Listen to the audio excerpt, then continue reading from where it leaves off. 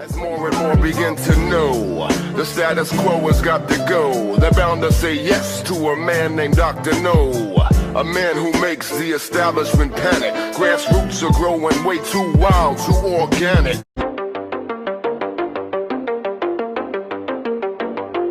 So Israel's military has created a new intelligence unit to prepare for war with Iran amid simmering tensions between the two nations. So Israel has been conducting a covert war against Iran for some time, but in recent years, Israeli officials have been speaking more openly about the fact that they're preparing for an overt military conflict with the Islamic Republic. Seen a lot of threats from Israeli officials, again, in recent years and recent months. So this is from a report from YNET, the Israeli media site. They said that the intelligence branch of the Israeli Defense Forces created the new unit to specifically prepare for a fight with Iran's Islamic Revolutionary Guard Corps. The head of research for the new intelligence unit, known as Branch 54, told YNET that the preparations for a conflict with Iran are much different than the wars Israel has waged in Lebanon and Gaza. So this officer said, quote, "This is a significant mindset change that the IDF is required to make. It is not similar to a war against Hezbollah or an operation in Gaza against Hamas or Islamic Jihad." End quote. And this officer also said that they are responsible for providing the military with knowledge of infrastructure regarding Iran's military capabilities. So they're scoping out what kind of weapons and systems Iran has inside the country. And YNET also spoke with an officer who is compiling lists of targets that the IDF could strike inside Iran, showing that this is about really preparing for war. And this officer said, quote, "Every day we gather more targets and objectives at a satisfying pace and learn how to strike them effectively. We have already doubled the target bank in Iran, regardless of nuclear facilities. It is very different from interwar operations. An overt military confrontation will be an entirely different story," end quote. So again, Israel has done a lot of covert attacks inside Iran, blowing up things inside nuclear facilities, assassinating scientists, assassinating IRGC officers, all inside Iran. Very brazen operations, but this is something different that they're talking about here. So the Chinese Foreign Ministry on Monday denied allegations that China was spying on the U.S. from Cuba and criticized the conflicting information coming from the U.S. government and media outlets. So this whole story started last week when the Wall Street Journal reported that Beijing and Havana reached an agreement in principle on establishing a Chinese spy facility in Cuba. The Pentagon and the White House quickly dismissed the report, calling it not accurate. But then later, an unnamed Biden administration official told several media outlets that China had been spying on the U.S. from Cuba since at least 2019. So, still saying that report was accurate, but, saying that some sort of spying activity has been going on in Cuba. So in response, this is Chinese Foreign Ministry spokesman Wang Wenbin. He said, quote, "Over the past few days, we have seen self-conflicting comments from U.S. officials and media on the so-called allegation of China building spy facilities in Cuba. What is true can never be false, and what is false can never be true. No matter how the U.S. tries with slanders and smears, it will not succeed in driving a wedge between two true friends, China and Cuba, nor can it cover up its deplorable track record of indiscriminate mass spying around the world," end quote. So a denial with some criticism of the U.S. there. So the allegations about a Chinese spying facility in Cuba caused a frenzy among China hawks. And just frothing out the mouth. These people are just completely hysterical and insane when they talk about anything related to China. And they're all saying, oh, Blinken, because Antony Blinken, according to media reports, U.S. officials speaking to the media, they're saying that he's going to China soon. U.S. officials have said that he's going to travel to China on June 18th. However, Wang did not confirm the plans. When he was asked about this, he said he had nothing to share. So it's not confirmed that Blinken is going. But anyway, you had these China hawks running around, yelling that Blinken has to cancel this trip because of this Wall Street Journal report. It all seemed very coordinated to me. So China hawks in Congress, they're demanding that the Biden administration takes action over this. They want more sanctions. And there's been a lot of quotes, that I could have put in here, but I put in again the one from Bob Menendez, who's the top Democrat. He's the head of the Senate Foreign Relations Committee. He said that if China establishes a spy facility in Cuba, it would be a direct assault upon the United States. And then, of course, if NATO tries to bring Ukraine into the alliance, that's not a big deal. Russia shouldn't worry about that. But and then at the end of this article, I just make the point that if it's true that China is looking to gather intelligence on the U.S. from Cuba, it would be a response to the U.S. running surveillance operations near China. And of course, the examples are the U.S. flying surveillance flights over the South China Sea. The U.S. is suspected of having signals intelligence capabilities in Taiwan. And another thing that I mentioned that I think has gone overlooked by a lot of people is that the U.S. helps India spy on Chinese troops near the disputed border in the Himalayas. We did a big investigation of it, and what we found was that your hunch is absolutely right. All the talking heads you're hearing are, at least in part, or de facto, on the payroll of the defense sector. Mm-hmm. And so the full PDF file is called Defense Contractor Funded Think Tanks Dominate Ukraine Debate. And so, look, it's just one pretty sharp peek into what President Eisenhower called the military-industrial complex. Of course, the military firms funnel the smallest percentage of their taxpayer revenue back into public relations to keep the whole thing going. Were they going to not do that? Of course they're going to do that. But then it turns out that there's not really anybody else on the same ball field with them. So virtually all the foreign policy think tanks, with maybe a very few exceptions, are financed by Lockheed, Northrop Grumman, Raytheon, etc. Correct? I mean, what are the exceptions? I'm sure it'd be a lot shorter list. That's right. Yeah, I mean, it was overwhelming when we started looking in at the funding of all these think tanks. In fact, the top 10 ranked foreign policy think tanks, every single one of them takes defense sector money. If you go back out a little bit from that, you start looking at the top 25, still most of those, 78% of those take defense sector money. And you do have a few exceptions, places like the Quincy Institute, of course, we don't take any defense industry or DOD money. Places like the Independent Institute, Human Rights Watch, folks like that. But most of the big players and really most of the folks you hear on these big media outlets, their employers are all funded by the defense industry. Directly financially benefit the funders of their think tank. Yeah, and you watch your mouth or the Atlantic Council will get you kicked off of Twitter for misinformation. They'll have PolitiFact fact check your article and see whether they like every bit of it or not. Richard Cummings wrote this great article for Playboy.com in 2007 called Lockheed Stock and Two Smoking Barrels. And it was about, everybody always emphasized the neoconservatives' ties to Likud.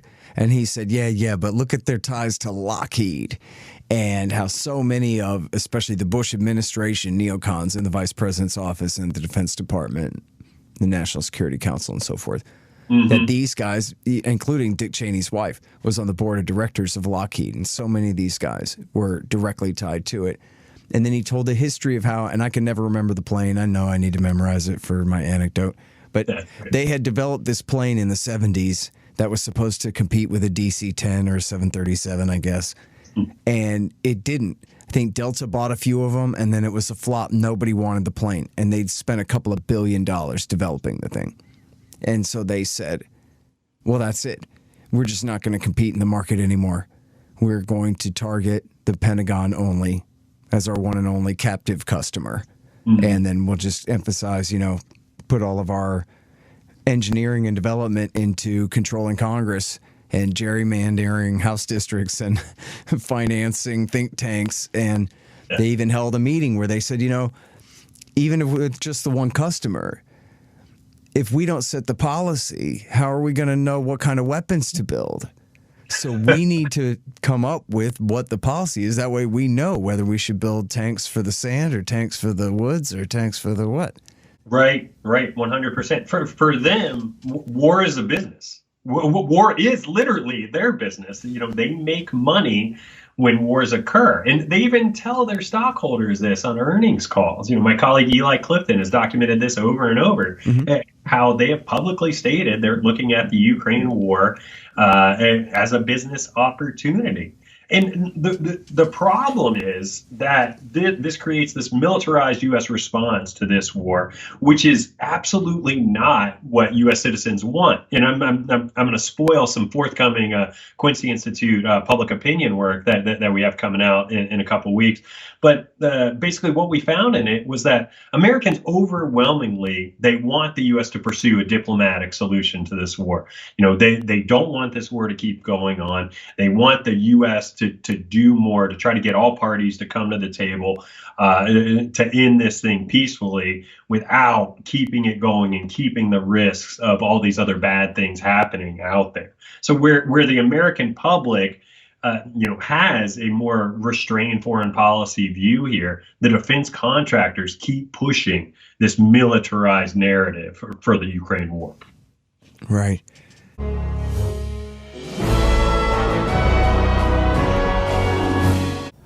The Democrats and Donald Trump reminds me of a bad horror movie where the hapless protagonists only make the monster stronger with each attempt to eliminate it. So goes the Democrats' endless attempt to finally rid America of the scourge of Donald Trump. Thanks to the Durham report, we now know they started even before Trump was elected president. Hillary Clinton's campaign, with the full knowledge of the candidate and the sitting President Barack Obama, cooked up a dirty trick to portray Trump as an agent of Russia in their effort to deny Trump the White House. And he says the problem for the Justice Department is that it's made itself unbelievable in the eyes of many in the public. After years of overt bias and targeting of Trump, polls show that the majority of Americans view the FBI as a politically compromised organization. It sort of fits into my general theme of the last couple of years, is that people have recognized and starting moving in the direction of endorsing the principle of nihilism. Nobody believes anything, they don't tell the truth, and they don't feel badly about it because it's something that is just realistic. If you don't know the truth, we make up the truth. But you know, the first time I ever heard that statement, I was probably still in high school or so, because it was during the Cold War and the Soviets were all over the place, and it was it dawned on me because somebody made mention that how do they know truth? Well, there has to be somebody that defines it, but I don't know what this is. I'm interested in that. Oh, it's the political party. You know, so I don't know who the final answer here, but it's political. There was an article out yesterday or the day before dealing with U.S. policy, how it's changed because we got involved even up to all those wars we tried to stop in the early part of the century, was to keep our troops home and keep them out and keep the troops from being killed. But now that policy, they've listened to it. The policy now is we know how to run the war and we know how to victimize our allies. Yeah. We could send them in to test our weapons, and it reminds me of the term that they use when they're doing things like this, fighting senseless war. That the soldiers that die, it's called cannon fodder. Yep. It's so sick and so sad. Yeah. But then again, the worst part is the patriotism is so driven that the parents say, well, he's a patriotic soldier and all this, and the leaders, that's how they stir them up. The patriotism at the time going on now, it's Ukrainian patriotism and saving the world. So it's to me it's sad, but it's so sad why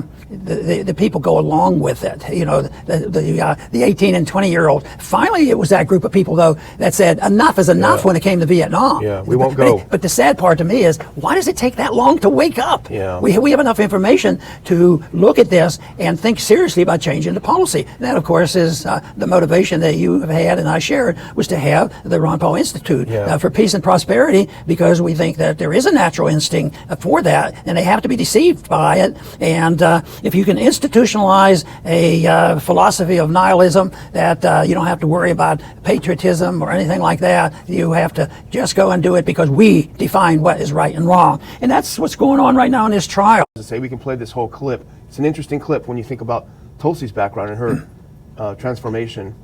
No, here we go. We are here today facing an unprecedented moment where a sitting president of the United States has taken action abusing his power to direct the federal government and justice system to be used against his major political opponent in the midst of a presidential campaign, charging him with multiple crimes with an election right around the corner. This is not something that should happen in the United States of America, and it could be the final nail in the coffin of our democracy. I think the key takeaway from what Tulsi says is when she points out, we are in the middle of a presidential campaign, we're doing this.